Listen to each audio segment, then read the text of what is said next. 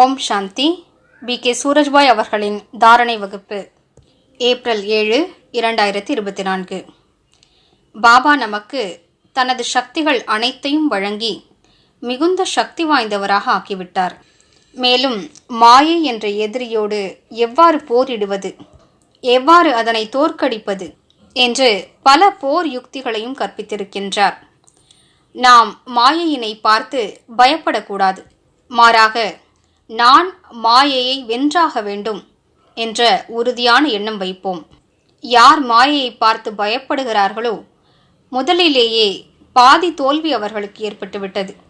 சந்தேகமின்றி மாயையும் மிகுந்த சக்தி வாய்ந்ததுதான். நாலாபுறங்களிலும் காம இச்சை முகாமிட்டிருக்கிறது. கோபம், பேராசை, பற்றுதல், அகங்காரம் ஆகியவை மனிதர்களை ஆட்டி வைக்கின்றன. இவை அனைத்தும் மனிதர்களை தம் வசப்படுத்தியிருக்கின்றன. ஆனால் நமது துணைவர் யார்? யார் நமக்கு தலைவனாக இருக்கின்றார்? அவர் நமக்கு யுக்திகளை கற்றுக் கொடுப்பது மட்டுமின்றி நமக்கு பலத்தையும் வழங்குகிறார். கூடவே இருந்து உறுதுணை புரிகிறார்.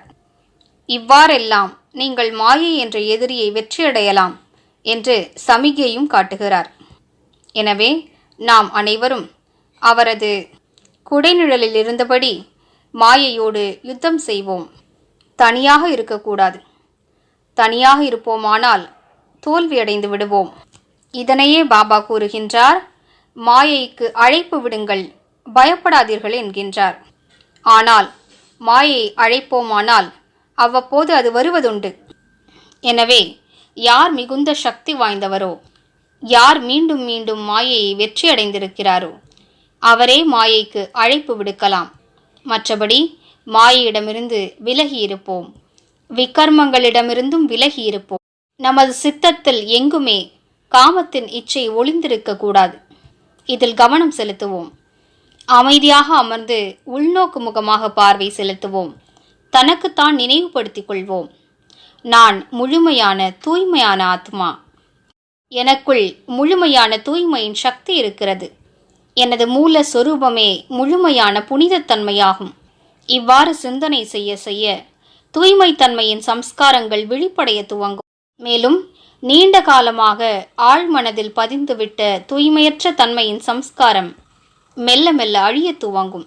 நாம் அவசியம் மாயையை வென்றாக வேண்டும். முற்றிலும் அனைவரும் எண்ணத்தில் சக்தியை நிரப்புவோம். உறுதித்தன்மையும் தைரியமும் தான் பரம அவசியமானது. மாயையின் பல ரூபங்கள் நம் முன்னால் வருகின்றன. அவற்றின் ஞானமும் நமக்கு அவசியம் இருக்க வேண்டும். அவ்வப்போது மிகவும் இனிமையாக வருகிறது. தோழனை போன்று வருகிறது. நம்மை கூடவே அழைத்து செல்கிறது. மனதை கவரும் சொரூபமாக இருக்கிறது. ஆனால் நாம் அதனை கண்டறிய வேண்டும். ஞானம் நிறைந்தவராக, அனுபவம் வாய்ந்தவராக மாயையின் ஒவ்வொரு சொரூபத்தையும் கண்டறிந்து அதன் ஒவ்வொரு சூழ்ச்சியையும் புரிந்து கொண்டு அதனை தோற்கடிப்போம். நினைவு செய்வோம். நான் கல்ப கல்பத்தின் வெற்றியாளராவேன். அநேக முறைகள், கோடிக்கணக்கான முறைகள் இந்த மாயையினை நான் வென்றிருக்கின்றேன். என் நெற்றியில் வெற்றி திலகம் இருக்கிறது.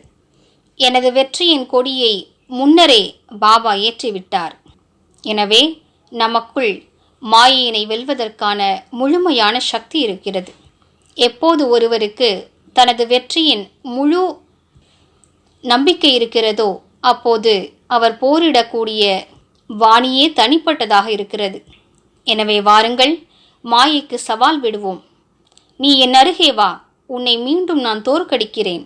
உன்னை சதா காலத்துக்காக அழித்து விடுகிறேன். 2 யுகங்கள் வரை உனது பேரடையாளம் கூட இருக்காது. நாம் எந்த அளவிற்கு சக்தி வாய்ந்தவராக ஆகிறோமோ மாயை அந்த அளவிற்கு பலமிழந்து விடும். எனவே யுத்தத்திற்கு வந்துவிட்டோம். தொடர்ந்து போரிடுவோம். களைப்படையக்கூடாது. தோற்று போகக்கூடாது.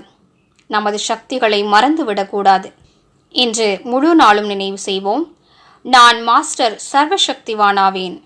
மேலும் வெற்றி ரத்தினமாவேன். மேலும் பரந்தாமத்திலிருந்து பாபாவின் சக்திகள் நிரந்தரமாக என் மீது பொழிந்து கொண்டே இருக்கின்றன. மிகுந்த அழகான அனுபவத்தோடு இன்றைய முழு நாளையும் மாயையை வென்ற அனுபவத்தில் கழிப்போம். ஓம் சாந்தி.